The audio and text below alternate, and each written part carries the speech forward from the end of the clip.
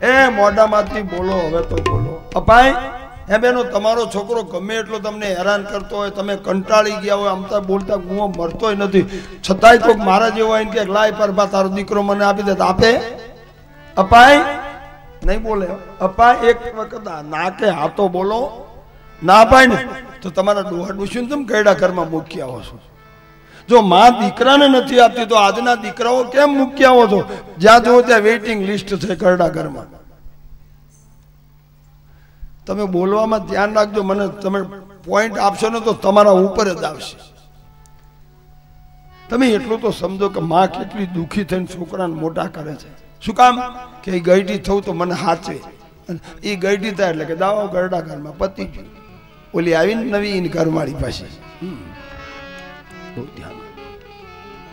શિવજી અડીંગો લગાવીને બે જાય, નહીં હું નહીં જઉં, આ તો જોગી હઠ. અને લાલો ઘોડિયામાં રોવા માંડ્યો. તું એને આવવા દે, પણ હવે બાળકનું રુદન માં કેમ સમજે? એને એમ કે બાવાની નજર લાગી, નજર ઉતારી, દોરા બાંધ્યા, ચોક ની ધૂળ લાવી, કેટલું કર્યું, પણ લાલો તો રોવાનું ચાલુ. હવે શું? ભગવાન શિવ બેઠા છે, કૌશલ્યા 4-5 દાસીઓને કીધું આ બાવાને ધક્કો મારી સરયુના કિનારે મૂકી આવો. શિવજીને સરયુના કિનારે મૂકી આવ્યા. શિવજી સરયુના કિનારે રડે છે અને રામ ઘોડિયામાં રડે છે. હરિને હર બે રવે એકબીજાને મળવા રડે છે, પણ એને મિલન કોણ કરાવે? બહુ રડે છે, બહુ. હવે શંકર ભગવાને તો ગમે એમ થાય પણ મારા લાલાના દર્શન તો કરવા છે, રમાડવો છે. તો એ શિવજી સરયુના કિનારે પોતાની જટાને કાઢી નાખી, ભસ્મને સરયુ નદીમાં ધોઈ નાખી અને સર્પને છોડી અને બ્રાહ્મણનો વેશ લીધો અને બ્રાહ્મણ બનીને ગામમાં આવ્યા અયોધ્યામાં. અને આ તો દેવોનો દેવ મહાદેવ, જેના માથે હાથ મૂકે કાયાનું કલ્યાણ થઈ જાય. પેલા લુલા બે મળ્યા, માથે હાથ મૂક્યો દોડતા થઈ ગયા, આંધળાને હાથ મૂક્યો તો દેખતા થઈ ગયા, બેરાને હાથ મૂક્યો તો સાંભળતા થઈ ગયા, પોબડા. આખા અયોધ્યામાં ભગવાન શિવજી બધાને છાના રાખી દીધા અને એક લાલો ઘોડિયામાં રોવે છે. હવે શિવજીને તો હવે બોલાવ્યા વિના જવું નથી, વગર બોલાવે જો ધક્કા ખાવા પડે. હવે તો પૂરા બોલાવા આવે એટલે લાલાએ ઘોડિયામાં રોવાનું ચાલુ રાખ્યું. શિવજી આખે અયોધ્યામાં ફરવા માંડ્યા. આખી અયોધ્યાના નર નારીઓ પાછળ ને પાછળ જાહેરાત થઈ. અવધ में एक आदमी आयो, अवध में एक आदमी आयो, अवध में एक आदमी आयो, अवध में एक आदमी.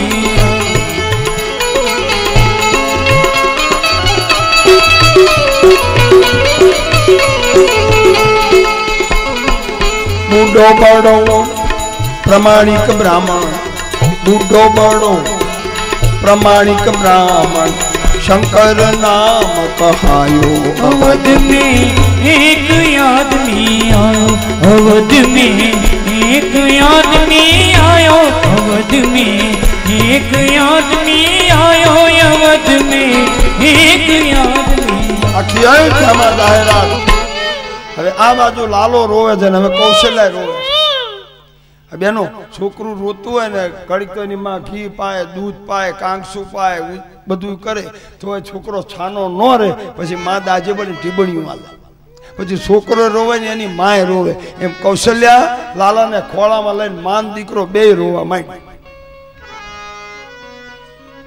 એમાં એક દાસી દોડતી દોડતી આવી અને કૌશલ્યા માને કીધું, માં અયોધ્યામાં એક બ્રાહ્મણ આવ્યો છે, ગરડો છે, પ્રમાણિક છે, શંકર એનું નામ છે, અને જેને માથે હાથ મૂકે ને એને બધાને દુઃખ મટી જાય છે. તો માં તારા લાલાને જે કઈ દુઃખ હોય એ બાવાને બોલાવી આવું, માથે હાથ મુકાય ને. કૌશલ્યામાં કે બોલાવી લે. લાલો ઘોડિયામાં રડે છે. દાસી જઈને શિવજીને કહ્યું, હે શંકર બ્રાહ્મણ, હે ગોર બાપા, હાલો અમારે અયોધ્યાના રાજભવનમાં કૌશલ્યામાં બોલાવે છે. શિવજી કે વાટ જ જોઉં છું. એ દોડ્યા, આવીને જ્યાં દરવાજે આવીને લાલો રડે છે અને જ્યાં અલગ નિરંજન કર્યું ત્યાં લાલા રોવાનું બંધ કરી દીધું. ચૂપ. કૌશલ્યામાં વિશ્વાસ આવ્યો કે આ બાવો હારો છે. ઓલો બાવો આવ્યો તો રોવડાવી ગયો ને આ બાવો આવ્યો દાંત કઢાવ્યા છે. એટલે કૌશલ્યામાં કીધું, મારા લાલો કેમ રડે છે? કે માં એને કઈક નજર લાગે છે. કે નજર મેં ઉતારી, દોરો બંધાવો કે એ બંધાયો. શું કરવું તું? શું થયું તું? તો કે માં તારો લાલો મને આપ, હું એને હાથમાં લઉં, એને જોઉં, પછી મને ખબર પડે. કૌશલ્યામાં કે ના હું ન આપું, અને આપું તો કંઈક મારા લાલાને થાય તો. ત્યારે શંકર ભગવાને કીધું કે માં તું સાધુ બ્રાહ્મણનો વિશ્વાસ રાખ, સાધુ બ્રાહ્મણ કોઈ દિવસ દગો નહીં કરે. તારો લાલો મને એક વખત આપ, અને જોઈ તારો લાલો ભલે રડે છે, અને માં આ તારો લાલો છે ને જિંદગી સુધી રડવાનું લઈને જ આવ્યો છે, કોઈ દાડો દાંત નહીં કાઢે, પણ જો મારા ખોળામાં તું આજ અને હું એને માથે હાથ મૂકી અને એનું રડવું હું લઈ લઉં અને તારા દીકરાને હસાવી દઉં. અને માં વચન આપું છું કે તારો દીકરો જિંદગીમાં કોઈ દાડો રોશે નહીં. જ્યારે જ્યારે દુઃખ એને પડશે અને હું રડીશ અને મારું હસવું એને આપીશ. હરિનું રડવું હરે લઈ લીધું અને હર આનંદ કરી રહ્યા છે. કૌશલ્યામાં પૂરું વચન આપીને પછી લાલો તો રડે છે, એટલું બધું રડે છે કે મોઢું હુકાઈ ગયું, લાલ કુમ થઈ ગયું, આમાં હુકાવા માંડ્યું, એટલું બધું રડે છે. અને જોડ પાડી કે તું હટ આપ મને આપ. કૌશલ્યામાં ધીરે ધીરે માને જ્યાં લાલો શિવજીના ખોળામાં આપ્યો, લાલાએ રોડવાનું બંધ કરીને હસવાનું ચાલુ.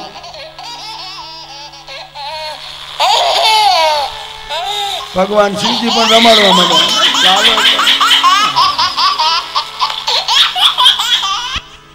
એટલો બધો લાલો હસવા માંડ્યો. કૌશલ્યામાં કે ભલે હવે રમાડો તમે તાર રમાડો. બહુ રમાડ્યા.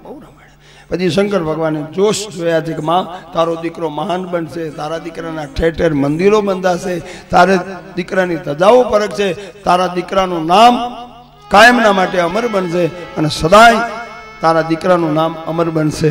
આટલા આશીર્વાદ દઈ અને ભગવાન કૈલાસ ગયા છે. અને આગળ કથા આવે શું બની એનો વિસ્તાર લઈએ તો મારું કહેવાનું આ શું રહે છે કે જો દેવોનો દેવ મહાદેવ જ્યારે ચૈત્ર સુદ નોમના દિવસે અયોધ્યામાં રામ જન્મ થયો અને શંકર ભગવાન કૈલાસથી જો લાલાને રમાડવા આવતા હોય તો આપણે ચૈત્ર સુદ નોમે હજારો કામ પડતા મૂકીને બપોરે 12 વાગે જવું જોઈએ કે નહીં મંદિરમાં? જેટલા જતા હોય એટલા માથું હલાવ, ન જતા હોય એને કહું છું કાલથી આવતી ચૈત્ર નોમથી જઈજો. અને આઠમ આવે ત્યારે જન્માષ્ટમીની રાતે આ 12 વાગે જવું પડે. આ પત્તે રમવા જતા રહે, જન્માષ્ટમીની પત્તાષ્ટમી કરી નાખી બધાએ. આટલું તો સમજો કે દેવોનો દેવ મહાદેવ પોતાની મોટાઈ મૂકીને જો અયોધ્યા આવતા હોય તો પછી આપણે જવું પડે. એટલે તમે એવું ન માનતા કે અમને કહે છે, આમાંથી જે ન જતા હોય એને મારી વ્યાસગાદી કહે છે, જે જાય એને કઈ કહેવાનું છે જ નહીં. જે ન જતા હોય તો તમને જો અનુકૂળતા લાગે તો જજો.